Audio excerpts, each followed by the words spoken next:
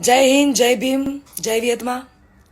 હું લોકગાયક કાજલ મહેરિયા ઘણા સમયથી ચર્ચાનો મુદ્દો જે વાત મારા પારિવારિક હતી, ઘરની વાત હતી, એટલે ઘરમાં જ રહે એવી ભાવનાથી તમારી સમક્ષ ક્યારે રજૂઆત નથી કરી.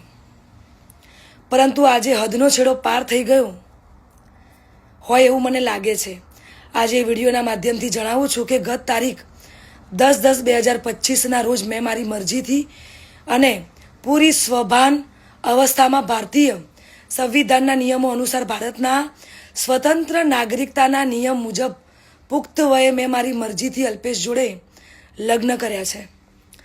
ના કોઈ ધાકધમકી કે ના કોઈ દબાણથી કર્યા છે. અલ્પેશ અને મારું પોતાનું રિલેશન છેલ્લા 1.5 વર્ષથી હતું. આ વાતની જાણ મારા પરિવારને મેં કરેલી, પરંતુ એમની રાજીપો ના હોવાથી મેં મારી જાતે મારું ભવિષ્ય, મારી જિંદગી મહત્ત્વપૂર્ણ નિર્ણયમાં મેં મારી જાતે લીધો છે. એ બાબતે મારો પહેલો ઘણો કે છેલ્લો ઘણો જવાબ આજ રહેશે અને આજ હશે.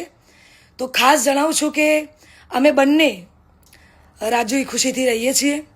હું મારી આ પર્સનલ વાતમાં ના કોઈ સમાજને કે ના કોઈ વડીલોને ગેરમાર્ગે દોરવા નથી માંગતી. એટલે હું સનાતન ધર્મમાં માનું છું અને સનાતન ધર્મ પ્રેમી જનતા પાસે સાથ અને સહકાર માગું છું. અને ખાસ એ વાત કે હું ધર્મ પરિવર્તન કરવા નહોતી માંગતી, એટલા માટે અત્યાર સુધી હું ચૂપ હતી.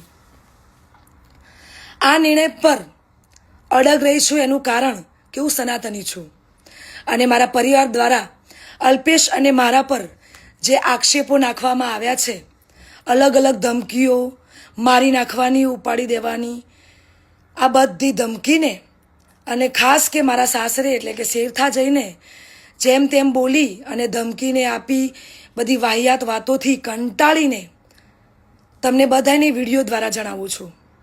અને આજ પછી આવી કોઈ પણ ફાલતુ વાતોનો મારે જવાબ આપવો પડે એવું હું જરૂરી નથી માનતી.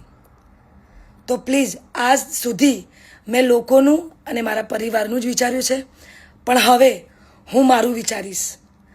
આ ઉપરાંત કોઈ પણ ખરાબ કોમેન્ટ કે હેરાનગતિ પહોંચાડશે તો ભારતીય ન્યાયતંત્રની મદદથી કાયદેસરની કાર્યવાહી કરવામાં આવશે. જય હિન્દ, જય ભીમ, જય વિયતમાં.